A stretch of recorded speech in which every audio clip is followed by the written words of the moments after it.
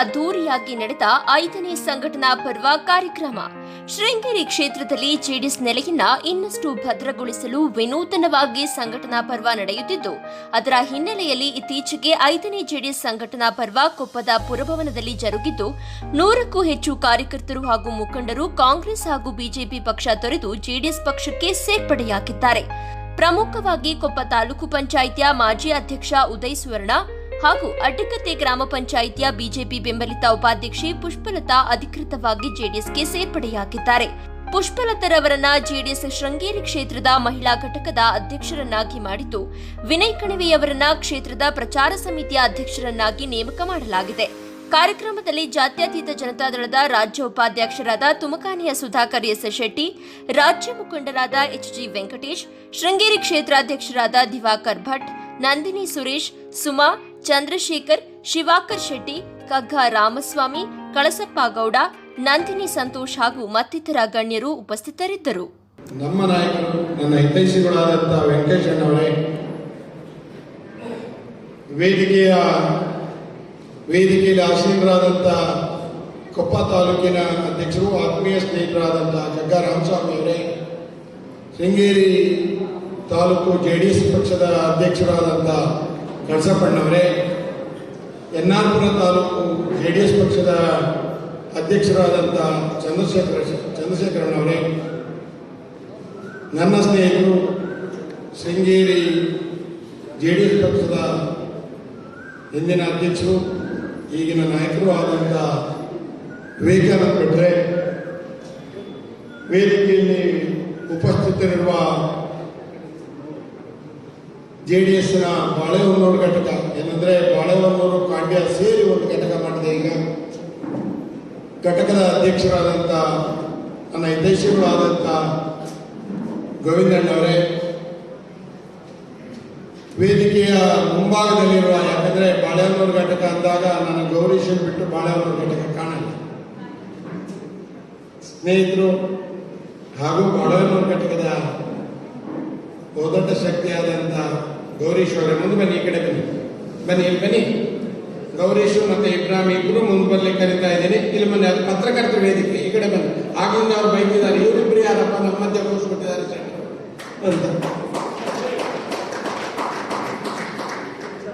ವೇದಿಕೆಯಲ್ಲಿ ಉಪಸ್ಥಿತರಿರುವ ಶಾನವಳ್ಳಿ ಪಂಚಾಯಿತಿಯ ಅಧ್ಯಕ್ಷರು, ಹಿಂದೆ ನಾವು ಮೊದಲನೇ ಪರ್ವದಲ್ಲಿ ನಮಗೆ ಶಕ್ತಿ ತುಂಬಿದ ಶಾನವಳ್ಳಿ ಘಟಕದ ಪಂಚಾಯಿತಿಯ ಸದಸ್ಯರು, ಅಧ್ಯಕ್ಷರು ಆದಂಥ ನಂದಿನಿ ಸಂತೋಷ್ ಅವರೇ, ಈ ವೇದಿಕೆಗೆ ಮಹಿಳೆಯರ ದೊಡ್ಡ ಶಕ್ತಿ ಬರಲಿಕ್ಕೆ ಕಾರಣ ಸುಮಾರನವರ ಒಂದು ಸತತ ಪ್ರಯತ್ನ. ಸುಮಾರನ್ ಅಂತ ಹೇಳಿದಾಗ ಬಹಳ ಜನ ನನಗೆ ಕೇಳ್ತಿದ್ರು, ಯಾವ ಕ್ಷೇತ್ರದಲ್ಲಿ ಇರ್ತಾರೆ ಅಂತ. ಅವರೊಂದು ಮಾತನ್ನು ನಾನು ಮೊದಲಿಂದಲೇ ಹೇಳ್ತಾ ಇದ್ದೆ, ನನಗೆ ಒಂದೇ ಗುರಿ 2023ರ ವಿಧಾನಸಭೆ ಗುರಿ, ಅಂದರೆ ಅವ್ರದ್ದು ಎಲೆಕ್ಷನ್ ಅಂತೇಳಿ ಅಂತ. ಆ ದಿನದ ಗುರಿ ನಾನು ಹೋರಾಟ ಮಾಡ್ತೀನಿ ಅಂತೇಳಿ ಸುಮಾರನ್ರವರೇ, ನಮ್ಮ ವೇದಿಕೆಯಲ್ಲಿ ಇವತ್ತಿನ ಇದರಲ್ಲಿ ಮೂಲಭೂತ ಸೌಕರ್ಯಗಳ ಬಗ್ಗೆ ನಾವು ಯೋಚನೆ ಮಾಡಬೇಕು. ನಾನು ಎಲ್ಲಾದರೂ ಹೋದಾಗ ಜಯಶ್ರೀ ಅವರು ಇರ್ಬೋದು, ಅಥವಾ ಜಮಾಲ್ ಸಾಹೇಬ್ರು ಇರ್ಬೋದು, ಬೇರಿಯಣ್ಣ ಇರ್ಬೋದು, ದೇವೇಂದ್ರ ಇರ್ಬೋದು, ಇವರೆಲ್ಲರೂ ನನಗೆ ಯಾವಾಗಲೂ ಹೇಳ್ತಾರೆ, ರಸ್ತೆ ಅಭಿವೃದ್ಧಿ ಬಗ್ಗೆ ಯೋಚನೆ ಮಾಡಿ ಅಂತ. ನೀವು ಶಾಂತಿಪುರದಿಂದ ನಾವೇನಾದರೂ ಚೊಕ್ಕದಗೆರೆ ಕಡೆ ರೋಡಿಗೆ ಹೋದ್ರೆ ಆ ರಸ್ತೆನೇ ಇಲ್ಲ ಅಂತ ಹೇಳೋದು.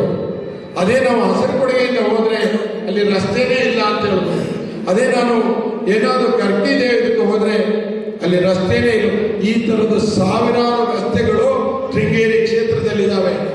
ನಾವು ಮುಖ್ಯ ರಸ್ತೆ, ನ್ಯಾಷನಲ್ ಹೈವೇಗಳು ಖಂಡಿತ ಅದು ನ್ಯಾಷನಲ್ ಹೈವೇಗಳು ನಡೆಯುತ್ತೆ. ರಸ್ತೆ ಅಭಿವೃದ್ಧಿ ಬಹುದೊಡ್ಡ ನಮ್ಮ ಒಂದು ಯೋಜನೆ ಆಗಬೇಕು. ಪ್ರತಿಯೊಂದು ಮನೆಗೂ ರಸ್ತೆಯನ್ನು ಕಲ್ಪಿಸುವುದು ಜೆಡಿಎಸ್ ಪಕ್ಷ ಏನು ಹೇಳುತ್ತೆ, ಅಭಿವೃದ್ಧಿ ಪರವಾಗಿ ಮಾತಾಡ್ತೇವೆ ನಾವು. ಯಾವುದೋ ಧರ್ಮ ಸಿದ್ಧಾಂತದಲ್ಲಿ ಪಕ್ಷದ ಓಟನ್ನು ಕೇಳಲ್ಲ ನಾವು. ಯಾವುದೋ ತಾತ್ಕಾಲಿಕವಾದ ವಿಷಯಗಳನ್ನು ವಿಷ ಬೀಜಗಳನ್ನು ಬಿತ್ತಿ ಓಟ್ ಕೇಳಲ್ಲ. ಅಥವಾ ಯಾವುದೋ ಒಂದು ಧರ್ಮ ನಮ್ಮ ಪರ ಇದೆ, ಯಾವುದೇ ವರ್ಗ ಇದೆ, ಆ ಥರದ ಓಟ್ ಕೇಳಲ್ಲ. ಅಭಿವೃದ್ಧಿಗೆ ಪೂರಕವಾದ ಯೋಜನೆಯಲ್ಲಿ ನಾವು ಕೆಲಸ ಮಾಡಬೇಕು ಅನ್ನೋದನ್ನ ಜೆಡಿಎಸ್ ಪಕ್ಷ ನಿರ್ಧಾರ ಮಾಡುತ್ತೆ. ಆ ದೃಷ್ಟಿಯಲ್ಲಿ ನಾವಾದರೂ ಕೇಳ್ತೇವೆ, ಮೂಲಭೂತ ಸೌಕರ್ಯಗಳಿಗೆ ಒತ್ತು ನೀಡುವಂತ ಬದ್ಧವಾಗಿದೆ. ಎಲ್ಲಿ ರಸ್ತೆಗಳಿಲ್ವೋ ಆ ರಸ್ತೆಗಳ ಪರವಾಗಿ JDS ಪಕ್ಷ ಹೋರಾಟ ಮಾಡುತ್ತೆ ಅನ್ನೋ ಒಂದು ವಿಷಯದ ಈ ಭಾಗದಲ್ಲಿ ಹೇಳಲಿಕ್ಕೆ ಇಚ್ಛೆ ಪಡ್ತೀನಿ. ಸ್ನೇಹಿತರೆ, ಇನ್ನೊಂದು ಬಹುದೊಡ್ಡ ಸಮಸ್ಯೆ ಇದೆ ನಮ್ಮಲ್ಲಿ.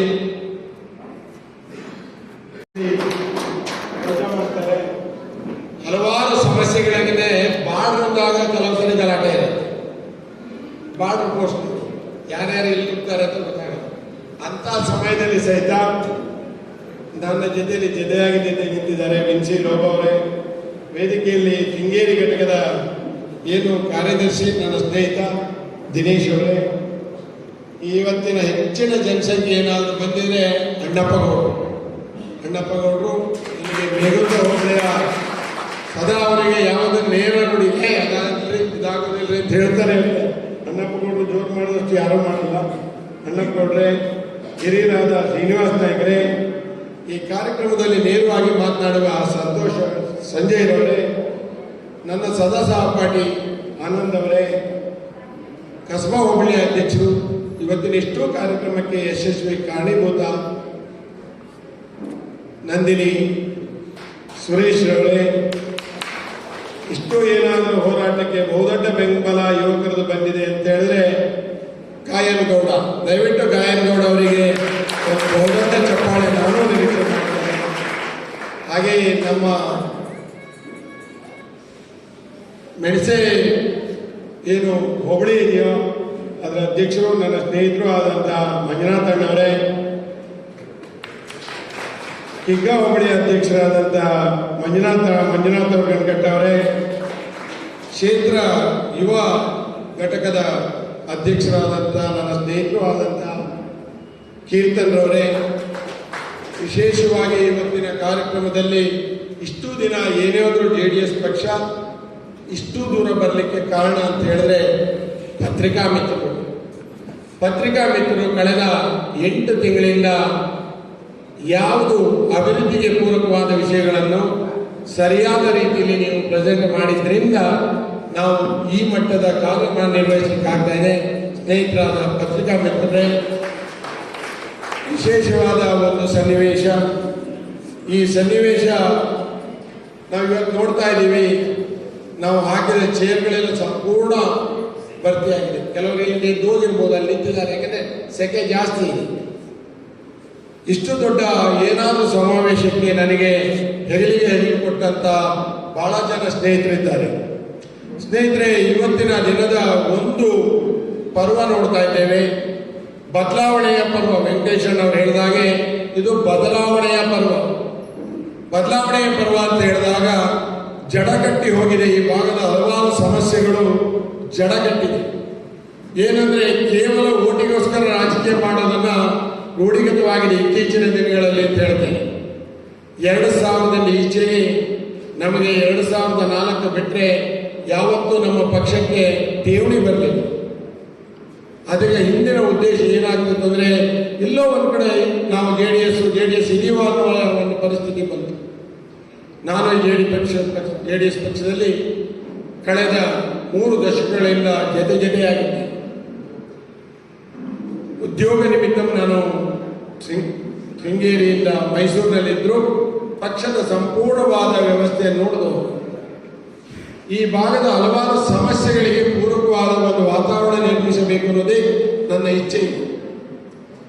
ವಿಶೇಷವಾಗಿ ನಾನು ಈ ಭಾಗದಲ್ಲಿ ನಾನು ನೋಡ್ತಾ ಇದ್ದೇನೆ, ಅಭಿವೃದ್ಧಿಗೆ ನಾನು ಮಾತಾಡಬೇಕು ಅಂತ ಯೋಚನೆ ಮಾಡಿದ್ದೇನೆ. ಅಭಿವೃದ್ಧಿ ಪರವಾದ ಯೋಜನೆಗಳನ್ನು ಮಾತಾಡಬೇಕು ಅಂತ ಯೋಚನೆ ಮಾಡಿದ್ದೇನೆ. ನಾವೆಲ್ಲ ಇಲ್ಲೇ ಇದ್ದೀವಿ. ಸುಮಾರು 300 ಜನರ ಕುಟುಂಬ ಬೀದಿ ಪಾಲಾಗಿದೆ. ಕೊಪ್ಪ ನಗರದಲ್ಲಿ ಸಹಕಾರದ ಸಾರಿಗೆ ನೌಕರರ ಪರಿಸ್ಥಿತಿ ಚಿಂತಾಜನಕವಾಗಿದೆ. ನಮ್ಮದು ಆರುಣ್ಯರೋಧನವಾಗ್ತಿತ್ತು. ಹಿಂದೆ ಮಾತನಾಡಿದಾಗ JDS ಪಕ್ಷ ಮಾತನಾಡ್ತಾರೆ ಅಂತ ಹೇಳಿದಾಗ ರಾಜೇಂದ್ರನ ಮಾತಾಡ್ತಾರೆ, ವೆಂಕಟೇಶನ ಮಾತಾಡ್ತಾರೆ, ಭಟ್ರು ಮಾತಾಡ್ತಾರೆ ಅನ್ನೋದು ಮಾತ್ರ ಇತ್ತು. ಇವತ್ತು JDS ಪಕ್ಷ ಮಾತಾಡ್ತಾ ಇದೆ. ನನಗಾದರೂ ಅನ್ನಿಸ್ತು, ನಾನು ಸಹಕಾರ ಸಾರಿಗೆಯ ಸಂಸ್ಥೆಯ ಸಂಪೂರ್ಣ ಚಿತ್ರಣವನ್ನು ನನ್ನಷ್ಟಕ್ಕೆ ನಾವು ಸ್ಟಡಿ ಮಾಡ್ಕೊಂಡು ಬರ್ತಾ ಇದ್ದೆ.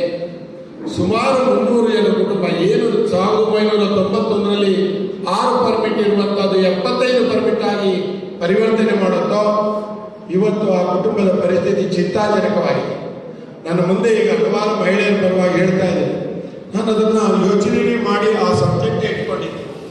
ನಾವು ಈ ಭಾಗದ ಶಾಸಕರಿಗೆ, ಮಾಜಿ ಶಾಸಕರು ಎಲ್ಲರೂ ಆಶ್ವಾಸನೆ ಕೊಟ್ಟಿದ್ದೀರಿ. ಸರ್ಕಾರ ನಿಮ್ಮದೇ ಇದೆ. ಇವತ್ತು ಬಡ್ಜೆಟ್ ಮುಗಿದೋಯ್ತು. ಮೊನ್ನೆ ಬಡ್ಜೆಟ್ ಒಳಗೆ ನೀವು ಮಾಡ್ಬೋದಿತ್ತು. 300 ಜನರ ಕುಟುಂಬ ಅಂತ ಹೇಳಿದಾಗ ಸುಮಾರು 1800 ಜನ ಅವಲಂಬಿತರಿದ್ದಾರೆ. ಇವತ್ತು ಆ ಕುಟುಂಬದಲ್ಲಿ ವಯಸ್ಸಾದವರಿದ್ದಾರೆ, ಮಹಿಳೆಯರಿದ್ದಾರೆ, ವಿದ್ಯಾರ್ಥಿ ದಶೆಯಲ್ಲಿ ಇರೋರಿದ್ದಾರೆ. ಹಲವಾರು ಮೀಡಿಯಾಗಳಲ್ಲಿ ನೋಡಿದ್ದೇನೆ ನಾನು. ಅಲ್ಲಿ ಹೇಳ್ತಾರೆ ನಾವು ವಿಷ ತಗೊಳ್ಳೋದು ಒಂದೇ ಜವಾಬ್ ಹಾಕಿ ಕೊನೆಯ ಹಂತಕ್ಕೆ ತಲುಪಿದ್ದೇವೆ ಅಂತ. ಏನು ಮಂಜಾತಣ್ಣ ಅವರು ZP ಮೆಂಬರ್ ನಮ್ಮ ಜೊತೆಯಲ್ಲಿ ಬಂದಿದ್ದೀನಿ, ಹಲವಾರು ನನ್ನ ಸದಸ್ಯರು ಇಲ್ಲಿದ್ದೀನಿ. ನಾವೆಲ್ಲರೂ ಒಂದು ಚಿಂತನೆ ಮಾಡಬೇಕಾಗಿದೆ. ಈ ಪರಿಸ್ಥಿತಿಗೆ ನಾವು ಏನಾಗುತ್ತೆ, ಖಾಲಿ ಓಟಿಗೆ ಬಂದಾಗ ಮಾತನಾಡೋದು ಬಿಟ್ಟು ಇಂಥ ಒಂದು ಪರಿಸ್ಥಿತಿ ನಮ್ಮ ಜೊತೆಯವರು ನಿರ್ಮಾಣ ಆಗಿದೆ. ಅದಕ್ಕೇನು ಮಾಡಬೇಕು ಅಂತ ನಾವು ಯೋಚನೆ ಮಾಡಬೇಕಾಗಿದೆ. ಅಷ್ಟೂ ಜನರು 1800 ಕುಟುಂಬ ಇರೋವರಿಗೆ ಈ ಸರ್ಕಾರವಾಗಲಿ ಅಥವಾ ಕೇಂದ್ರ ಸರ್ಕಾರವಾಗಲಿ ಸ್ಥಳೀಯ ಶಾಸಕರಲ್ಲಿ ನಾನು ಒತ್ತಾಯ ಮಾಡ್ತೇನೆ, ದಯವಿಟ್ಟು ಅದರ ಬಗ್ಗೆ ಗಮನ ಕೊಡಿ. ಓಟಿಗೆ ಬಂದಾಗ ಮಾತ್ರ ಸರಿಯಾದ ನೆಕ್ಸ್ಟ್ ಇಯರು ನಾನು ಇದನ್ನು ಪ್ರಾರಂಭ ಮಾಡ್ತೇನೆ ಅಂತ ಹೇಳಬೇಡಿ. ಅದರಿಂದ ಖಾಲಿ 300 ಕುಟುಂಬವಲ್ಲ, ಈ ಭಾಗದ ಹಲವಾರು ಸಮಸ್ಯೆಗಳು ಉದ್ಭವ ಆಗ್ಬಿಟ್ಟಿದೆ. ನಾನು ನಿನ್ನೆ ಶೃಂಗೇರಿಯ ನಮ್ಮ ಘಟಕದ ಆಫೀಸಲ್ಲಿದೆ. ಒಬ್ಬರು ಬಂದು ಮಗುನ ಬಿಟ್ಟು ಕೂತಿದ್ರು. ಏನು ಹೇಳ್ತಾರೆ ಅಂದರೆ, ಮಗಳನ್ನ 12 ಕಿಲೋಮೀಟರ್ ಕರ್ಕೊಂಡ್ಬಂದು ನಮ್ಮೂರಿಗೆ ಬಸ್ ಇಲ್ಲ, ಕಾಲೇಜಿಗೆ ಬಿಡಬೇಕು, ಆಮೇಲೆ 5 ಗಂಟೆಗೆ ಕರ್ಕೊಂಡು ಹೋಗ್ಬೇಕು, ಹಾಲಂದೂರು. ಆಗ ನನಗೆ ಅನಿಸ್ತು, ಆ ಥರದವರು ಹಲವಾರು ಸಮಸ್ಯೆಗಳ ಅಗರವಾಗಿದೆ. ಈ ವೇದಿಕೆಯಲ್ಲಿ ನಾನು ಹೇಳ್ತೇನೆ, ನಾವೆಲ್ಲರೂ ಚಿಂತನೆ ಮಾಡಬೇಕು. ಏನು ಕೊಪ್ಪದವರು ಈ ಸುತ್ತಮುತ್ತ ಕೊಪ್ಪ ಸುತ್ತಮುತ್ತನೇ ಇರೋದು 300 ಕುಟುಂಬನೂ ಇಲ್ಲೇ ಇದೆ, ನಿಮ್ಮ ಜೊತೆಲೇ ಇದ್ದಾರೆ. ಇವತ್ತು ಅವರೆಲ್ಲೋ ಗಾರೆ ಕೆಲಸಕ್ಕೆ ಹೋಗ್ತಿದ್ದಾರೆ, ಕೂಲಿ ಕೆಲಸಕ್ಕೆ ಹೋಗ್ತಾರೆ, ಡ್ರೈವರ್ಗಳೇನೋ ಪಾರ್ಟ್ ಟೈಮ್ ಸಿಗ್ಬೋದು. ಬೇರೆಯವ್ರ ಪರಿಸ್ಥಿತಿ ಏನಾಗಿದೆ ಅಂತ ಯೋಚನೆ ಮಾಡಬೇಕು. ನಾವಾದರೂ JDS ಪಕ್ಷದವರು ಇದ್ರ ಬಗ್ಗೆ ಸಂಪೂರ್ಣವಾದ ಒಂದು ಅಧ್ಯಯನ ನಡೆಸಿದ್ದೇವೆ. ನಾನಿದ್ದೇವೆ, ನಮ್ಮ ವಾಸಣ್ಣ ಇದ್ದಾರೆ, ದಿವಾಕರ್ ಭಟ್ರು ಇದ್ದಾರೆ, ಹಲವಾರು ಸ್ನೇಹಿತರು ಇಲ್ಲಿದ್ದೇವೆ. ಆದ್ದರಿಂದ ಆ ಸಮಸ್ಯೆಗೆ ಸರ್ಕಾರಕ್ಕೆ ನೇರವಾಗಿ ಹೇಳ್ತೇನೆ, ಈ ಕೂಡಲೇ ನೀವು ಏನು 300 ಕುಟುಂಬಕ್ಕೆ ಬೇಕಾದ ಬಹಳ ದೊಡ್ಡ ಅನುದಾನ ಬೇಕಿಲ್ಲ. ಅಲ್ಲ, ಇವತ್ತಲ್ಲಿರುವಂತಹ ಬಸ್ಗಳು 75 ಬಸ್ಗಳು ಕೇವಲ ಬಾಡಿಯಾಗಿ ನಿಂತಿದ್ದಾವೆ. ಮುಂದೊಂದು ದಿನ ಅದರಲ್ಲಿ ಯಾವುದೇ ಒಂದು ವಸ್ತುಗಳು ಇರುವುದಿಲ್ಲ. ಅದಕ್ಕಿಂತ ಮೊದಲು ಎಚ್ಚೆತ್ತುಕೊಂಡು ಸರ್ಕಾರ ಅದಕ್ಕೆ ಸಣ್ಣ ಮೊತ್ತದ ಅನುದಾನ, ಬಹಳ ದೊಡ್ಡ ಅನುದಾನ ಇಲ್ಲ. ಅಲ್ಲಿ ಬಹಳ ದೊಡ್ಡ ಲೋನ್ ಇಲ್ಲ. ಈಗ 3,000-4,000 ಕೋಟಿ ನೀರವ್ ಮೋದಿದಿಲ್ಲ, ಮಲ್ಯದಿಲ್ಲ, ಕೇವಲ ಒಂದು 10 ಕೋಟಿ ಒಳಗೆ ಎಲ್ಲ ಕೆಲಸ ಮುಗಿದೋಗ್ಬಿಡುತ್ತೆ. ಸರ್ಕಾರ ಯಾಕೆ ಅದಕ್ಕೆ ಮನಸ್ಸು ಮಾಡಿ. ಈ ಸಭೆಯ ಅಧ್ಯಕ್ಷರಾದಂಥ ದಿವಾಕರ್ ಭಟ್ರವರೇ, ರಾಜ್ಯ ಉಪಾಧ್ಯಕ್ಷರು, ಶೃಂಗೇರಿ ಕ್ಷೇತ್ರದ ನಿಯೋಜಿತ ಅಭ್ಯರ್ಥಿಗಳು, ಮಾರ್ಗದರ್ಶಕರು ಆದಂಥ ಸುಧಾಕರ್ ಶೆಟ್ಟರವರೇ, ಹಿರಿಯರು, ನನ್ನ ಗುರುಗಳು, ಮಾರ್ಗದರ್ಶಕರು ಆದಂಥ ರಾಜ್ಯ ಪ್ರಧಾನ ಕಾರ್ಯದರ್ಶಿಗಳು ಆದಂಥ ವೆಂಕಟೇಶಣ್ಣನವರೇ, ವೇದಿಕೆ ಮೇಲೆ ಇರ್ತಕ್ಕಂಥ ಎಲ್ಲ ಗಣ್ಯರೇ, ಸಮಯದ ಅಭಾವದಿಂದ ಕೆಳಗಡೆ ಇರೋರು ಕೂಡ ನನಗೆ ಗಣ್ಯರೇ. ಯಾಕೆಂತ ಹೇಳಿದ್ರೆ ಒಂದು ರಾಜಕೀಯ ಪಕ್ಷದ ಸಭೆಯಲ್ಲಿ ಬಾವುಟ ಕಟ್ಟುವರಿಂದ ಹಿಡಿದು ಮೇಲೆ ಕುಳಿತಿರ್ತಕ್ಕಂಥವರು ಕೂಡ ಗಣ್ಯರೇ. ಹಾಗಾಗಿ ಬಹಳಷ್ಟು ಜನ ಇವತ್ತೊಂದು ಸಂತೋಷ ದಿನ. ಯಾಕೆಂತ ಹೇಳಿದ್ರೆ ತುಂಬಾ ದಿನ ಆಯಿತು ನಾವು ಈ ತರದ ಕಾರ್ಯಕ್ರಮಗಳನ್ನು ನೋಡದೆ. ನಾವು ಬಹಳಷ್ಟು ಕಲಿಸಿಟ್ಕೊಂಡು ನಾನು ಕೂಡ ಉದಯದ ಜೊತೆ ಒಡನಾಟ ಇಟ್ಕೊಂಡು ಅವರು ಕಾರ್ಯಕರ್ತರಾಗಿದ್ದಾಗ ನಾನು ಯುವ ಮೋರ್ಚಾ ಕ್ಷೇತ್ರ ಅಧ್ಯಕ್ಷ ಆಗಿದ್ದೆ. ಆ ಕಾಲದಲ್ಲಿ ಕೂಡ ಅವರು ನನ್ನ ಒಡನಾಡಿ ಬಿಜೆಪಿಯಲ್ಲಿ ಇದ್ದಾಗ ಕೂಡ ಇವತ್ತು ಅವರು 1-2 ವರ್ಷದಿಂದ ನನ್ನನ್ನೇ ಬಿಜೆಪಿ ಕೇಳಿದ್ರು. ಇವತ್ತು ಅವರು ನನ್ನ ಜೊತೆ ಬಂದಿದ್ದಾರೆ. ಇದಕ್ಕಿಂತ ಹರ್ಷದ ವಿಚಾರ ಇರೋದಿಲ್ಲ.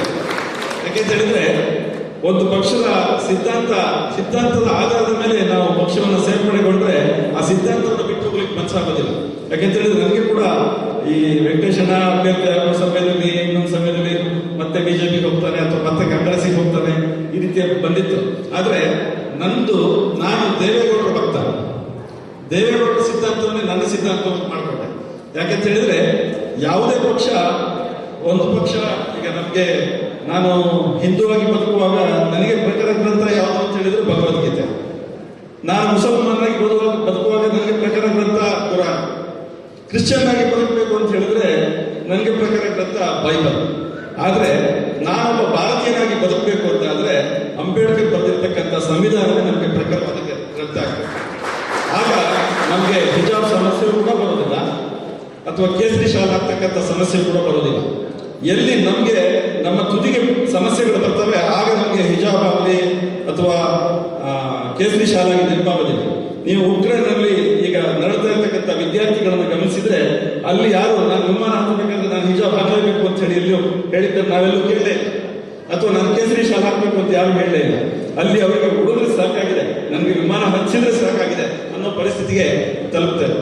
ಈ ರೀತಿಯ ಭಾವನೆಗಳಿಗೆ ಆಟ ಆಡ್ತಕ್ಕಂಥ ಎರಡೂ ರಾಷ್ಟ್ರೀಯ ಪಕ್ಷಗಳು ಹೇಗೆ ಅಂತ ಹೇಳಿದ್ರೆ, ನಮ್ಮ ಸಂಜಯ್ ಅವರು ಮಾತನಾಡುವಾಗ ಹೇಳಿದರು ಗಾಂಧಿಯ ನೋಟು ಮತ್ತು ಗಾಂಧಿಯ ಬಗ್ಗೆ ಹೇಳಿದರು. ಆ ಸಂದರ್ಭದಲ್ಲಿ ನನಗೆ ಶೆಟ್ಟಿ ಯಾವಾಗ ಹೇಳ್ತಾ ಇರ್ತಾರೆ ಮಾತಾಡುವ ಒಂದು ಕತೆ ಹೇಳಲೇಬೇಕು ಅಂತ. ಹಾಗಾಗಿ ನನ್ನ ಕತೆ ನೆನಪಾಗ್ತದೆ. ಒಂದು ರಾಜ್ಯದ ಪ್ರಧಾನಿ ಚುನಾವಣೆ ಹೊಸದಲ್ಲಿ ಇರ್ತಾನೆ, ಅವನಿಗೆ ಇಂಟೆಲಿಜೆನ್ಸ್ ರಿಪೋರ್ಟ್ ಬರ್ತದೆ. ಇಂಟೆಲಿಜೆನ್ಸ್ ರಿಪೋರ್ಟ್ ನಲ್ಲಿ ನಿಮ್ಮ ಪಕ್ಷ ಮತ್ತೆ ಸೋತೆ ಹೋಗ್ತದೆ ಅಂತ ಹೇಳಿ ಇಂಟೆಲಿಜೆನ್ಸ್ ರಿಪೋರ್ಟ್ ಬರ್ತದೆ. ಆ ಸಂದರ್ಭದಲ್ಲಿ ಆತ ಒಬ್ಬ ಬಹಳ ದೊಡ್ಡ ಗುರುಜಿ ಹತ್ರ ಹೋಗ್ತಾನೆ, ಏನಾದ್ರೂ ಮಾಡಿ ಮುಂದೆ ನನಗೆ ಅಧಿಕಾರ ತಕ್ಕುವ ಹಾಗೆ ಮಾಡು ಅಂತ.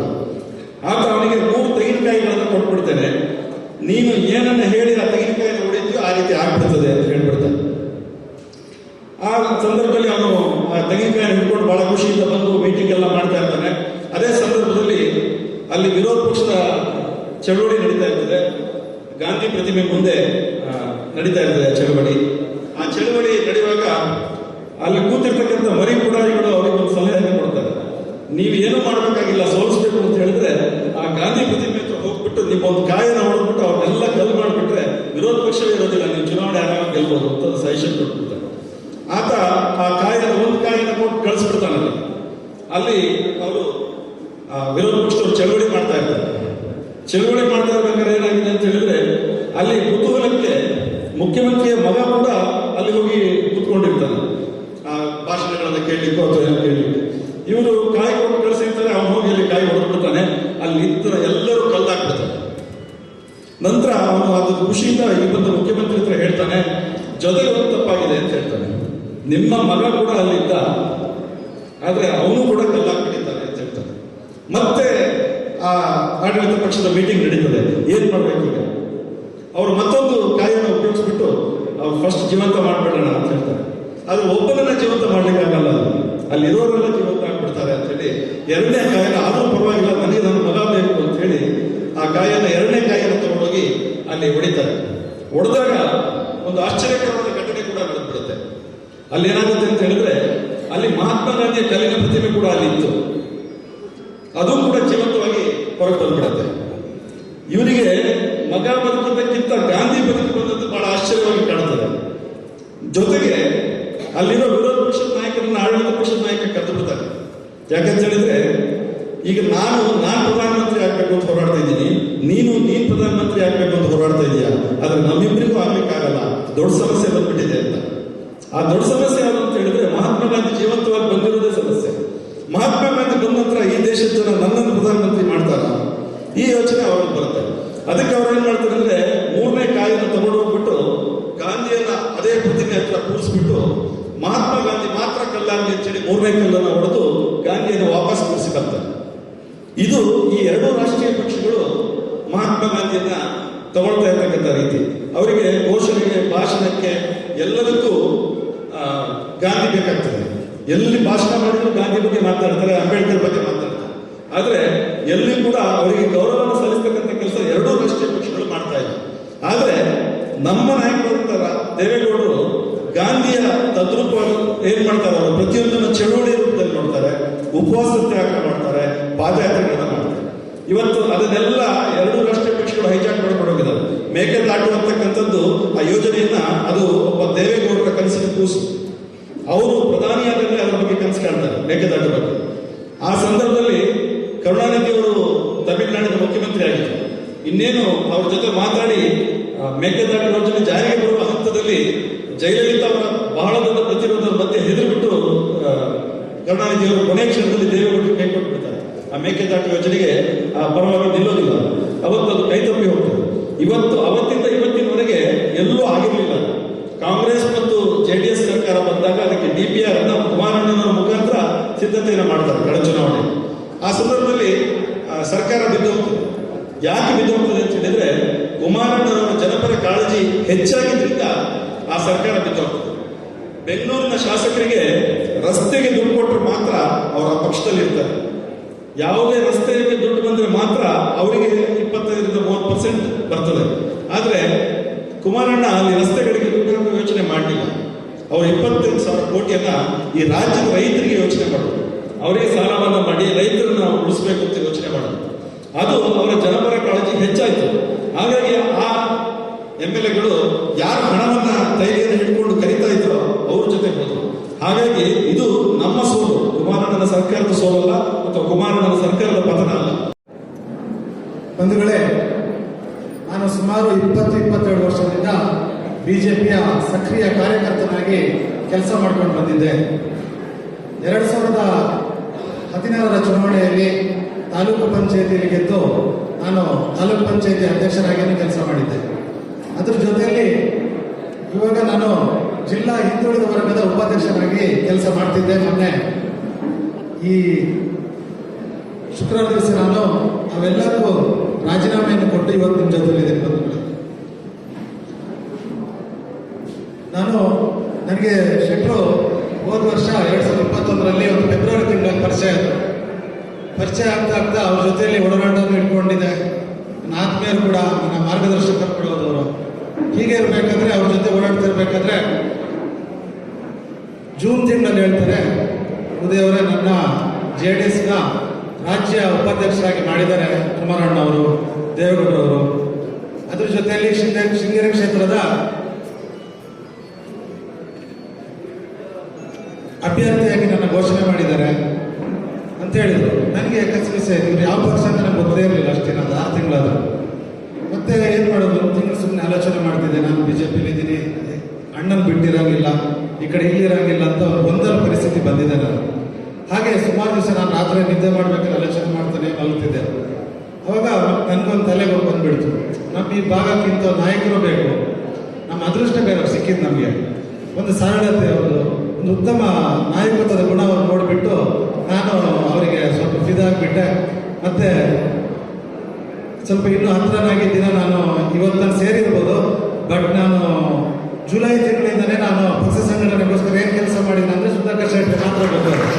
ನಾನು ಇಡೀ ಕ್ಷೇತ್ರದಲ್ಲಿ ಒಂದು ಹೇರೂರು ಭಾಗ ಇರ್ಬೋದು, ಕೊಪ್ಪ ಸೀಮಿತ ಅಂತ ತಿಳ್ಕೊಂಡಿರ್ಬೋದು ಕೆಲವರು, ಉದಯವಾದ್ರೆ ಒಬ್ಬ ಹೋಗ್ತಾರೆ ಅಂತ ಹೇಳ್ತಿದ್ರು ಯಾರೋ. ಅದಕ್ಕೆ ಇವತ್ತು ಸ್ವಲ್ಪ ಜಸ್ಟ್ ಒಂದು ಇದು ಕೊಟ್ಟಿದ್ದೀನಿ. ಇಲ್ಲಿ ಮುಂದಿನ ದಿನ ಆ ಸಂಘಟನಾ ಪರ್ವ 6ರಲ್ಲಿ ಇದಕ್ಕಿಂತ ದುಪ್ಪಟ್ಟು ಜನ ಕರ್ಕೊಂಡ್ಬರ್ತೀನಿ. ಅದ್ರ ಜೊತೆಲೆ ಈ ಇದೆಲ್ಲ ಶೆಟ್ಟರ ನಾಯಕತ್ವ ನೋಡಿ, ಅದ್ರ ಜೊತೆಯಲ್ಲಿ ಇವತ್ತೇನಾದರೂ ರೈತರ ಬೆನ್ನೆಲುಬು ನಿಂತ ಪಕ್ಷ ಅಂದರೆ JDS, ದೀನ ದಲಿತರ ಪರವಾಗಿರೋದಂದ್ರೆ JDS. ಇದನ್ನೆಲ್ಲ ನಾನು ಒಪ್ಪಿ, ಪಕ್ಷ ಸಿದ್ಧಾಂತವನ್ನು ಒಪ್ಪಿ ಇವತ್ತು ನಾನು ನಿಮ್ಮ ಜೊತೆ ಸಂತೋಷವಾಗಿದ್ದೀನಿ. ಬಂದರೆ ಇವತ್ತು ನಾನು ಒಂದು ಹೊಸ ಕುಟುಂಬ ಜೊತೆ ಸೇರ್ತಿದ್ದೀನಿ, ತುಂಬ ಸಂತೋಷ ಆಗ್ತದೆ.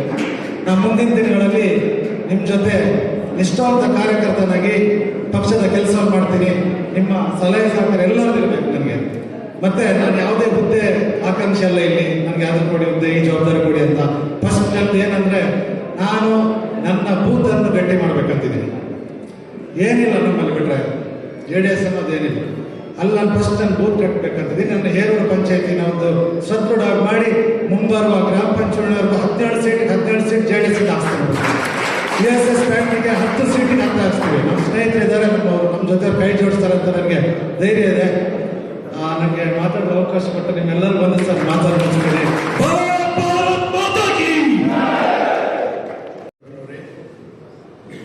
ರಾಜ್ಯ ಉಪಾಧ್ಯಕ್ಷರು, ಮುಂಬರುವ ಚುನಾವಣೆಯಲ್ಲಿ ನಮ್ಮ ಕ್ಷೇತ್ರದ ಜನತಾದಳದ ಅಭ್ಯರ್ಥಿಗಳು,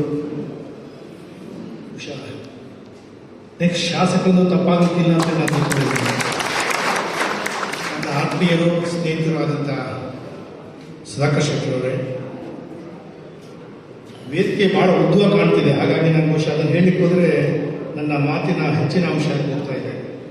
ವೇದಿಕೆಯ ಮೇಲೆ ಉಪಸ್ಥಿತಿರುವಂಥ ಎಲ್ಲ ವಿವಿಧ ತಾಲೂಕುಗಳ ಅಧ್ಯಕ್ಷರು, ವಿವಿಧ ಘಟಕಗಳ ಅಧ್ಯಕ್ಷರು, ವೇದಿಕೆಯ ಮೇಲೆ ಉಪಸ್ಥಿತಿರುವಂಥ ಎಲ್ಲ ನಾಯಕರೇ, ವೇದಿಕೆಯ ಮುಂಭಾಗದಲ್ಲಿರುವಂಥ ಎಲ್ಲ ನನ್ನ ಸಹೋದರ ಸಹೋದರಿಯರೇ, ಮಾಧ್ಯಮ ಮಿತ್ರರೇ,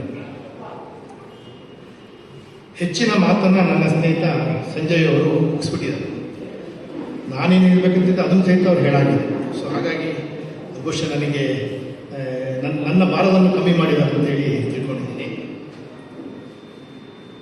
ಬದಲಾವಣೆಯ ಪರ್ವ ಭಾಗ 5 ಇದರ ಉದ್ಘಾಟನೆಯನ್ನು ನನಗೆ ಒಂದು ಅವಕಾಶ ಕೊಟ್ಟಂಥ ಕ್ಷೇತ್ರ ಅಧ್ಯಕ್ಷರಿಗೂ ಸುಧಾಕರ್ ಶೆಟ್ಟಿಗೂ ನಿಮ್ಮೆಲ್ಲರಿಗೂ ನಾನು ಪ್ರಪ್ರಥಮವಾಗಿ ವಂದಿಸ್ತಾ ಇದ್ದೇನೆ. ಬದಲಾವಣೆ ಅನ್ನೋದು ಯಾವಾಗ ಶುರುವಾಯಿತು ಅಂತ ಹೇಳಿದ್ರೆ, ಸುಧಾಕರ್ ಶೆಟ್ಟರು ನಮ್ಮ ಕ್ಷೇತ್ರಕ್ಕೆ ಅಭ್ಯರ್ಥಿ ಅಂತ ಹೇಳೋ ಒಂದು ವ್ಯವಸ್ಥೆಯಲ್ಲಿ ಬಂದ್ರಲ್ಲ, ಅವತ್ತೇ ಬದಲಾವಣೆಯ ಪರ್ವದ ಪ್ರಥಮ ಹಂತ. ಅಲ್ಲಿಂದ ಹಂತ ಹಂತವಾಗಿ ಬಹುಶಃ ಸಾರಾ ಮಹೇಶ್ ಅವರ ಭಾಗ 1ರ ಕಾರ್ಯಕ್ರಮವನ್ನು ಉದ್ಘಾಟಿಸಿದ್ದಾರೆ. ಪ್ರತಿ ಹಂತದಲ್ಲೂ ನಾವು ವಿಭಿನ್ನತೆಯನ್ನು ಕಾಣ್ತಾ ಇದ್ದೀವಿ, ಬದಲಾವಣೆಯನ್ನು ಕಾಣ್ತಾ ಇದ್ದೀವಿ. ನಿಜವಾದ ಬದಲಾವಣೆಯನ್ನು ತರುವಂಥ ವ್ಯವಸ್ಥಿತವಾದ ವ್ಯವಸ್ಥೆಯನ್ನು ಸುಧಾಕರ್ ಶೆಟ್ಟರು ಮಾಡಿದ್ದಾರೆ. ಪ್ರತಿ ಒಂದು ಫಂಕ್ಷನಲ್ಲೂ, ಬದಲಾವಣೆ ಫಂಕ್ಷನಲ್ಲೂ ಸಾಕಷ್ಟು ಜನ ನಮ್ಮ ಇತರ ಪಕ್ಷದ ಸ್ನೇಹಿತರು, ಎಲ್ಲೋ ಒಂದು ಕಡೆ ಜನತಾ ದಳದ ಒಲವೆ ಇರುವಂಥ ಸ್ನೇಹಿತರು ಬಂದು ಪಕ್ಷವನ್ನು ಸೇರಿದ್ದಾರೆ. ಬಹುಶಃ ಶಿವಕರ್ ಶೆಟ್ಟರು ವೇದಿಕೆ ಮೇಲಿದ್ದಾರೆ, ಸುಧಾಕರ್ ಶೆಟ್ಟರ ತಮ್ಮ. ಬಹುಶಃ ಅವರು ಫಸ್ಟ್ ಒಂದು ಪಾದಾರ್ಪಣೆ ಮಾಡಿದರು.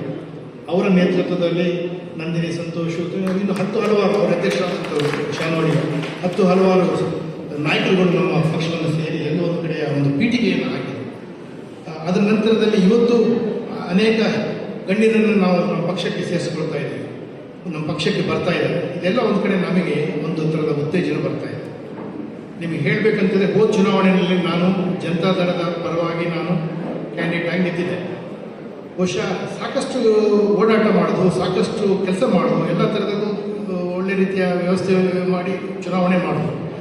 ಗೆಲ್ಲಿಕ್ಕೆ ಆಗದಿರುವಂಥ ವ್ಯವಸ್ಥೆ ನನಗೆ ಬೇಜಾರಾಗಲಿಲ್ಲ. ನನಗೆ ಆದಂಥ ಸೋಲು ಎಲ್ಲೋ ಒಂದು ಕಡೆ ನನಗೆ ನೋವಾಗಿ ರಾಜಕೀಯವೇ ಬೇಡ ಅನ್ನೋ ಒಂದು ತೀರ್ಮಾನಕ್ಕೆ ನಾನು ಬಂದ್ಬಿಟ್ಟಿದ್ದೆ. ಬಟ್ ಆದರೆ ನಾನು ಕೊನೆಯವರೆಗೂ ನನ್ನ ಸಾಯೋವರೆಗೂ ನಾನು ಜನತಾ ದಳದಲ್ಲೇ ಇರೋದು, ಅದರಲ್ಲಿ ಬದಲಾವಣೆ ಇಲ್ಲ. ಬಟ್ ಎಲ್ಲೋ ಒಂದು ಕಡೆ ಸ್ವಲ್ಪ ಸ್ಲೋವಾಗಿರೋಣ ಅನ್ನೋ ದೃಷ್ಟಿನಲ್ಲಿದ್ದೆ. ಒಂದು ಕಡೆ ಇಂಪ್ರೆಸ್ ಆಯಿತು. ಪಾತಾಳಕ್ಕೆ ಹೋದಂಥ ಜನತಾ ದಳವನ್ನು ನಿಲ್ತೀನಿ ಅಂತಿದ್ದ ಆ ಎದೆಗಾಲಕ್ಕೆ ನಿಮ್ಮನ್ನು ಅಪ್ರಿಷಿಯೇಟ್ ಮಾಡ್ತೀನಿ ಸರ್. ಅಲ್ಲಿಂದ ನಾನು ಅವ್ರ ಜೊತೆಯಲ್ಲೇ ಇದ್ದೀನಿ. ನಾನು ಇವತ್ತು ನಾನು ಅವರ ಜೊತೆಯಲ್ಲೇ ಇದ್ದೀನಿ. ನನ್ನ ಸೋಲನ್ನು, ಅವರ ಗೆಲುವಿನಲ್ಲಿ ನನ್ನ ಸೋಲನ್ನು ಪಡೆಯಬೇಕಂತ ಹೇಳ್ತೀನಿ. ಸುಧಾಕರ್ ಶೆಟ್ಟರು 100ಕ್ಕೆ 100 ಭಾಗ ಗೆಲ್ತೀನಿ, ಅದರಲ್ಲಿ ಯಾವುದೇ ಥರದ ಸಂದೇಹ ಬೇಡ. ಆದರೆ ಒಂದು ನಾವು ತಗೊಳ್ಳೋದು ಬೇಡ. ಯಾಕಂದ್ರೆ ಚುನಾವಣೆ ಇನ್ನೂ 1 ವರ್ಷ ಇದೆ. ನಮ್ಮ ಆಪೋಸಿಷನ್ ಕಾಂಗ್ರೆಸ್ನವರು ಇರ್ಬೋದು ಅಥವಾ BJPನವರು ಅವರ ಕಾರ್ಯಕರ್ತರುಗಳನ್ನು ನಾವು ಅಷ್ಟು ಸುಲಭವಾಗಿ ಇದು ಮಾಡಲಿಕ್ಕೆ ಆಗೋದಿಲ್ಲ. ಸೊ ನಾವು ನಮ್ಮ ಕರ್ತವ್ಯವನ್ನು, ನಮ್ಮ ಕಾರ್ಯವೈಖರಿಯನ್ನು ಒಳ್ಳೆ ರೀತಿಯಲ್ಲಿ ನಡೆಸ್ಕೊಬೇಕು. ಇವತ್ತು ಬಹುಶಃ ಲೇಡೀಸ್ ವೀಕ್ ಇವತ್ತು ಸೇರಿರುವಂಥ ಅರ್ಧಕ್ಕರ್ಧ ಭಾಗ ಸಹೋದರರು ಕಾಣ್ತಿದ್ದಾರೆ. ಎಲ್ಲ ಒಂದು ಕಡೆ ನೋಡಿದಾಗ ಭಾಳ ಖುಷಿ ಆಗ್ತದೆ. ಬಹುಶಃ ಅದಕ್ಕೆ ನಂದಿನಿ, ಸಂತೋಷ್ ಅವರ ಜೊತೆಯಲ್ಲಿ ಬೇಕಾದಷ್ಟು ಜನ, ಪ್ರೇಮ ಅವರು ತುಂಬ ಜನ ಇದ್ದಾರೆ. ಅವರೆಲ್ಲರಿಗೂ ನಾನು ನನ್ನ ಅಭಿನಂದನೆಗಳನ್ನು ತಿಳಿಸಲಿಕ್ಕೆ ಇಷ್ಟಪಡ್ತೇನೆ. ಜೊತೆಯಲ್ಲಿ ಯುವ ಶಕ್ತಿ ಇವತ್ತು ಗಾಯನ ಗೌಡ ಅವರಿಗೆ ಕ್ಷೇತ್ರದ ಉಸ್ತುವಾರಿಯನ್ನು ಕೊಟ್ಟರು. ಜೊತೆಯಲ್ಲಿ ಕ್ಷೇತ್ರದ ಒಂದು ಅಧ್ಯಕ್ಷತೆಯನ್ನು ಕೀರ್ತನ್ ನಾಯ್ಕ ಅವರಿಗೆ ಕೊಟ್ಟಿದ್ದಾರೆ. ನಮ್ಮ ಕೊಪ್ಪ ತಾಲೂಕಿನ ಅಧ್ಯಕ್ಷರಾಗಿ ಅರ್ಜುನ್ ನಾಯ್ಕ್ ಅವರ ನೇತೃತ್ವ, ಅವರಿಗೆ ಬರಲಿಕ್ಕೆ ಆಗಿಲ್ಲ ಅಂತ ತಿಳ್ಕೊಂಡಿದ್ದೀನಿ. ಯಾವುದೋ ಒಂದು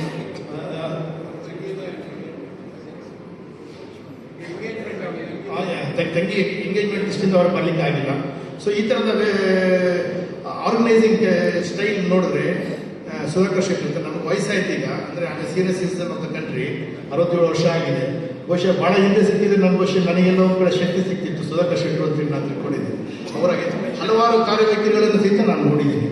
ಅವರು ಕರ್ನಾಟಕ ಸ್ಟೇಟ್ ಮಾರ್ಕೆಟಿಂಗ್ ಫೆಡರೇಷನ್ ಅಧ್ಯಕ್ಷರಾಗಿ 103ನೇ ಅಧ್ಯಕ್ಷರಾಗಿ, ವಿಶ್ವೇಶ್ವರಯ್ಯ ಕೂತಂಥ ಚೇರ್ನಲ್ಲಿ 103ನೇ ಅಧ್ಯಕ್ಷರಾಗಿ ಅಲ್ಲಿ ಕೂತು ಅವರ ಆಡಳಿತ ನಡೆಸಿರೋದು ಬಹುಶಃ ಅದನ್ನ ತಿಳಿಯುವಂಥದ್ದು ಭಾಳ ಇದೆ. ಇವತ್ತು ಒಬ್ಬ ಕಾರ್ಪೊರೇಟ್ ಫೀಲ್ಡಿಂದ ಬಂದಿರೋಂಥ ವ್ಯಕ್ತಿ ಆಗಿರ್ಬೋದು. ಇವತ್ತಿನ ಚುನಾವಣೆ, ತಂದೆಯವರ ಚುನಾವಣೆಗೂ ಇವತ್ತಿನ ಚುನಾವಣೆಗೂ ಭಾಳ ವ್ಯತ್ಯಾಸಗಳಿದೆ. ಬಹುಶಃ ಒಂದು ಬದಲಾವಣೆ 1983ರ ಚುನಾವಣೆಯಲ್ಲಿ ತಂದೆಯವರು ಪ್ರಪ್ರಥಮವಾಗಿ ಶಾಸಕರಾದಂಥ ಸಮಯ. ಅದಕ್ಕಿಂತ ಮುಂಚೆ ಕಾಂಗ್ರೆಸ್ಗೆ ಒಂದು ಟೊಪ್ಪಿ ಹಾಕಿ ನಿಲ್ಲಿಸಿದ್ರು, ಕತ್ತೆಗೆ ಒಂದು ಟೊಪ್ಪಿ ಹಾಕಿ ನಿಲ್ಲಿಸಿದ್ರು, ಕಾಂಗ್ರೆಸ್ ಗೆಲ್ತದೆ ಅನ್ನೋ ಒಂದು ಅಭಿಪ್ರಾಯದಲ್ಲಿತ್ತು. 83ರಲ್ಲಿ ಒಂದು ಬದಲಾವಣೆಯನ್ನು ಜನ ಕೊಟ್ಟರು ಕ್ಷೇತ್ರದಲ್ಲಿ. ನಂತರ ಅವರು 3 ಬಾರಿ ಶಾಸಕರಾಗಿ ಕ್ಷೇತ್ರದಲ್ಲಿ ಕೆಲಸ ಮಾಡೋರು. ಬಹುಶಃ ನಂತರದ ಬದಲಾವಣೆಯನ್ನು ನಾನು ಎಲ್ಲೋ ಒಂದು ಕಡೆ ಜನಗಳ ಸಮೂಹ ನೋಡಿದಾಗ ಅನಿಸ್ತಾ ಇದೆ, ಬದಲಾವಣೆಗೆ ನೀವು ನಾಂದಿ ಹಾಕ್ತೀರಿ ಅಂತೇಳಿ ನಾನು ತಿಳ್ಕೊಳ್ತಾ ಇದ್ದೀನಿ. ಜೊತೆಯಲ್ಲಿ ಇವತ್ತು ಪಕ್ಷವನ್ನು ಸೇರುವಂಥ ಹಲವಾರು ಸ್ನೇಹಿತರಿದ್ದೀರಿ. ನೀವು ನಮಗೆ ದೊಡ್ಡ ಶಕ್ತಿಯನ್ನು ತುಂಬುತ್ತಾ ಇದ್ದೀರಿ. ನಿಮ್ಮನ್ನು ಒಳ್ಳೆ ರೀತಿಯಲ್ಲಿ ನಡೆಸ್ಕೊಳ್ತೀವಿ, ಭಾಳ ಒಳ್ಳೆ ರೀತಿಯಲ್ಲಿ ನಡೆಸ್ಕೊಳ್ತೀವಿ. ನಿಮ್ಮಿಂದ ನಮಗೆ ತುಂಬ ತಿಳಿಯುವಂಥದ್ದು ಇದೆ. ನಿಮ್ಮ ಮಾಹಿತಿಯನ್ನು ನಮಗೆ ಆ ಬದಲಾವಣೆಗೆ ಬೇಕಾದಂಥ ಮಾಹಿತಿಯನ್ನು ನೀವು ಕೊಡಬೇಕಾಗುತ್ತೆ. ಯಾಕೆಂದರೆ ಹಲವಾರು ಬಹುಶಃ ಅದು ನಾನು ಲಿಸ್ಟ್ ಅನೌನ್ಸ್ ಮಾಡಿರ್ತೀನಿ, ನಮ್ಮ ಹೆಸರು ಹೇಳಿದ್ರೆ ತಪ್ಪಾಗ್ತದೆ. ಅದಕ್ಕೆ ಲಿಸ್ಟ್ ಅನೌನ್ಸ್ ಮಾಡ್ತಾ ಇದ್ದಾರೆ. ಯಾರ್ಯಾರು ಬರ್ತಾರೋ ಅನ್ನೋ ಮಾಹಿತಿ ಸಹಿತ ನನ್ನ ಹತ್ರ ಇದೆ. ಬಹುಶಃ ಲಿಸ್ಟ್ ಅನೌನ್ಸ್ ಆದಮೇಲೆ ಬಹುಶಃ ಸುಧಾಕರ್ ಶೆಟ್ಟರ್ ಬಾಯಿ ಮೇಲೆ ಗುಣಗಾನ ಬರಲಿ ಅಂತೇಳಿ ನಾನು ತಿಳ್ಕೊಂಡಿದ್ದೀನಿ. ದಯವಿಟ್ಟು ನಾವು ನಮ್ಮಲ್ಲಿ ಸಿನ್ಸಿಯಾರಿಟಿ ಇರಲಿ. ಸುಧಾಕರ್ ಶೆಟ್ಟರನ್ನ ನಾವು ಮುಂದೆ ನಿಲ್ಲಿಸ್ಕೊಂಡ್ಬಿಟ್ಟು ನಾವು ಆಟ ನೋಡೋದು ಬೇಡ.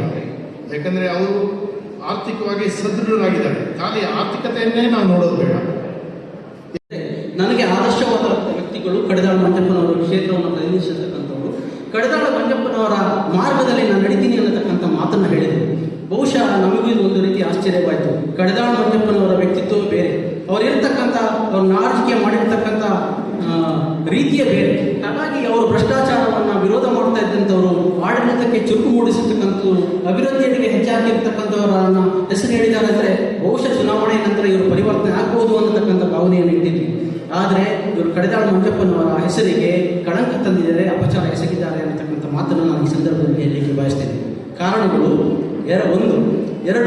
ಒಂದು ಇವತ್ತು ಬಿಜೆಪಿ ಅವಧಿಯಲ್ಲಿ ಪ್ರಾರಂಭವಾಗಿದ್ದಂಥ ಏನು ಕಡದಾಳು ಮಂಜಪ್ಪನವರು ಕೂತು ಆಡಳಿತ ನಡೆಸತಕ್ಕಂಥ ತಾಲೂಕು ಕಚೇರಿ ಏನಿದೆ ಕೊಪ್ಪದಲ್ಲಿ, ಅದನ್ನು ಮಿನಿ ವಿಧಾನಸೌಧವನ್ನು ಕಟ್ಟಿದ್ದು ಬಿಜೆಪಿನವರು, DN ಜೀವರಾಜ್ ಅವರು ಅನುದಾನವನ್ನು ತಂದು 4 ವರ್ಷ ಆಗಿದೆ. ಇವತ್ತಿನವರೆಗೆ ಅದಕ್ಕೆ ಮೇಲ್ಗಡೆ 1 ಫ್ಲೋರಿಗೆ ಮಾಡ್ತಕ್ಕಂಥ ಇರ್ತಕ್ಕಂಥದ್ದು. ಆ ಮಾಡಲಿಕ್ಕೆ ಇವರಿಗೆ ಆಗಲಿಲ್ಲ. ಮುಂದುವರಿದ ಕಾಮಗಾರಿಯಲ್ಲಿದ್ದು 4 ವರ್ಷಗಳ ಕಾಲ ಕೂಡ ಕಡದಾಳು ಮಂಜಪ್ಪನವರು ಹೆಸರಿಡಿರ್ತಕ್ಕಂಥವ್ರು, ಕಡದಾಳು ಮಂಜಪ್ಪನವರು ಕೂತು ಆಡಳಿತ ನಡೆಸ್ತಿರ್ತಕ್ಕಂಥ ಬಿಲ್ಡಿಂಗ್ ಇವತ್ತು ಪೂರೈಸಲಿಕ್ಕೆ ಆಗಲಿಲ್ಲ ಅಂದರೆ ಇವರಿಗೆ ಯಾವ ನೈತಿಕ ಅಧಿಕಾರದಲ್ಲಿ ಇವರು ಇರಲಿಕ್ಕೆ ಮುಂದುವರಿಯಲಿಕ್ಕೆ ಸಾಧ್ಯ ಅನ್ನತಕ್ಕಂಥ ನೀವೆಲ್ಲ ತಿಳ್ಕೋಬೇಕಾಗ್ತದೆ. ಮತ್ತು ಇನ್ನೊಂದು, ಅವರ ಕಡದಾಳು ಮಂಜಪ್ಪನವರು ಇದ್ದಂಥ ಸಂದರ್ಭದಲ್ಲಿ ಆಡಳಿತವನ್ನು ಅತ್ಯಂತ ಬಿಗುವಾಗಿ ನಡೆಸಿರ್ತಕ್ಕಂಥದ್ದು. ಆದರೆ ಇವತ್ತು ಏನಾಗಿದೆ, ತಾಲೂಕು ಕಚೇರಿಗಳು ನೀವೆಲ್ಲ ನೋಡಿದ್ದೀರಿ. ಕಳೆದ 2 ದಿನಗಳ ಹಿಂದೆ ಶಿವಕರ್ ಶೆಟ್ಟರು, ವೆಂಕಟೇಶಣ್ಣ ನಾವೆಲ್ಲ ಗುಣವಂತೆಗೆ ಹೋಗಿದ್ವಿ. ಇಲ್ಲಿ ಬಂದಿರ್ಬೋದು ತಂಗ ಅಂತೇಳಿ. ಅವನು ಹೇಳಿದಾನೆ, 1 ಎಕರೆಯ ಸರ್ಕಾರಿ ಭೂಮಿಯನ್ನು ಇವತ್ತು ಮಂಜೂರು ಮಾಡಿಕೊಡ್ಲಿಕ್ಕೆ ಸರ್ಕಾರಿ ಅಧಿಕಾರಿ ಕೊಪ್ಪ ತಾಲೂಕು ಕಚೇರಿ ಕೇಳಿ ಅವನು ವಿಡಿಯೋ ರೆಕಾರ್ಡ್ ಮಾಡಿದ್ದಾನೆ. ಕೇಳಿರ್ತಕ್ಕಂಥ ಲಂಚ ಇಷ್ಟೊಂದು 72,000 ರೂಪಾಯಿಗಳನ್ನು ಕೊಟ್ಟಿದ್ದಾನೆ. ಅವನು ಹೇಳ್ತಾನೆ, ನೀನು 1 ಎಕರೆಯ ಮೌಲ್ಯ ಎಷ್ಟಿದೆ, ನೀನು ನನಗೆ 72,000 ಸಾಲದು ಅನ್ನತಕ್ಕಂಥದ್ದಕ್ಕೆ ಕೂತಿದ್ದಾನೆ. ಹಾಗಾದರೆ ಈ ಏನು ಇವರು ಆಡಳಿತವನ್ನು ಯಾವ ರೀತಿ ನಡೆಸ್ತಾ ಇದ್ದಾರೆ? ಕಡದಾಳು ಮಂಜಪ್ಪನವರ ಹೆಸರು ಹೇಳ್ಕೊಂಡು ಇವತ್ತು ನಡೀತಿರ್ತಕ್ಕಂಥವ್ರು ಈ ರೀತಿ ಆಡಳಿತ ಯಂತ್ರ ಕುಸಿದು ಬಿದ್ದಿದೆ. ಇವರು ನಾನು ಕಡದಾಳು ಮಂಜಪ್ಪನವರ ಹೆಸರಿನಲ್ಲಿ ಅಧಿಕಾರ ಮಾಡ್ತೀನಿ ಅಂತ ಹೇಳಿದಂಥವ್ರು ಇವರು ಯಾವ ರೀತಿ? ಬಹುಶಃ ನಮಗೂ ಅವತ್ತು ಖುಷಿಯಾಗಿತ್ತು, ಗೋವಿಂದೇಗೌಡರು ಅಂತವರು ಕಡದಾಳು ಮಂಜಪ್ಪನವರ ಹೆಸರು ಹೇಳಿಕೊಂಡು ಕಡದಾಳು ಮಂಜಪ್ಪನವರನ್ನ ಶಿಷ್ಯ ಅನ್ಕೊಂಡು ಮಾಡಿರ್ತಕ್ಕಂಥವ್ರು ಅನೇಕ ಅಭಿವೃದ್ಧಿ ಕಾರ್ಯಕ್ರಮಗಳನ್ನು ಮಾಡಿದರು. ಆದರೆ ಈ ರೀತಿಯಾಗಿ ಅನೇಕ ಅಭಿವೃದ್ಧಿ ಕಾರ್ಯಕ್ರಮಗಳನ್ನು ಮಾಡ್ಬೋದು ಅನ್ನತಕ್ಕಂಥ ನಾವು ತಿಳಿದಿದ್ದು ಎಲ್ಲ ನಿರೀಕ್ಷೆಗಳು ಇವತ್ತು ಹುಸಿಯಾಗಿದ್ದಾವೆ. ಯಾಕಂತ ಹೇಳಿದ್ರೆ, ನಾವು ಚುನಾವಣೆ ಸಂದರ್ಭದಲ್ಲಿ ಸೋತಂಥ ಸಂದರ್ಭದಲ್ಲಿ ರೇವಣ್ಣವರು JDS ಮತ್ತು ಬಿಜೆಪಿ ಸಮ್ಮಿಶ್ರ ಸರ್ಕಾರ ಇದ್ದಂಥ ಸಂದರ್ಭದಲ್ಲಿ 20 ಕೋಟಿಗಳ ಅನುದಾನವನ್ನು ಎಚ್ ವೆಂಕಟೇಶ್ವರ ಅವರಿಗೆ ನೀಡಿದ್ವಿ ಈ ಕ್ಷೇತ್ರಕ್ಕೆ. ನಾವು ಕೊಪ್ಪ ತಾಲೂಕಿನಲ್ಲಿ 10 ಕೋಟಿ ಅನುದಾನವನ್ನು ಕೊಟ್ವಿ. ಒಂದು ಕೊಪ್ಪ ಟೌನ್ ವೈಡನಿಂಗಿಗೆ 5 ಕೋಟಿ ರೂಪಾಯಿಗಳನ್ನ ಇರಿಸಿದ್ವಿ.